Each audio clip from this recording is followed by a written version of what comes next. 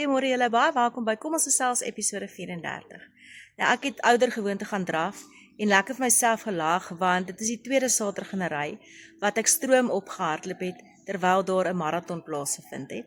Ek weet nie of dit iets van my persoonlikheid sê nie, maar nou ja, daarom het ek gaan draf.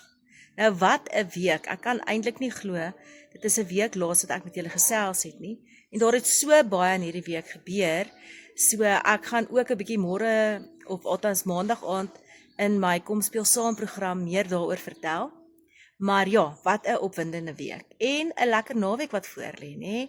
Ek bedoel die Proteas in Indië speel op die oomblik in hulle 50 toets, die eerste ene.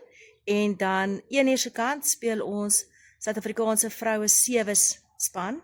Hulle speel in Kenia, hulle neem deel aan die Afrika beker en hulle moet al hulle wedstryde wen om 'n stapie nader te kom aan kwalifikasie om op die ouend vir die wêreldreeks te kan kwalifiseer. So Nadine Roos en haar dames is daar. Is darem 'n lekker ervare span. Hulle speel 1 uur teen Mauritius en ja, Mauritius het 'n vroue sewe span.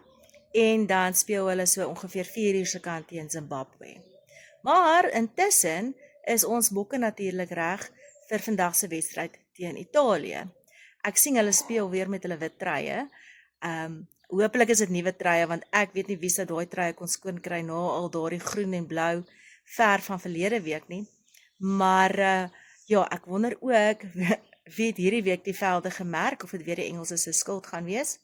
Maar hoe dit ook al sê, ek is bly om te sien Andre Pollard begin weer en 'n bietjie van die ander manne soos Kane en Moody hulle kry weer 'n bietjie kans.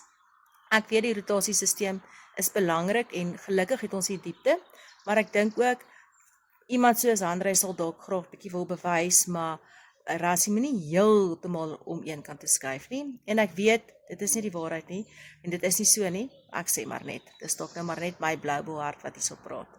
Maar in elk geval, op daardie noot moet julle 'n heerlike Saterdag hê. Geniet alles wat julle doen en dan gesels ons gou weer.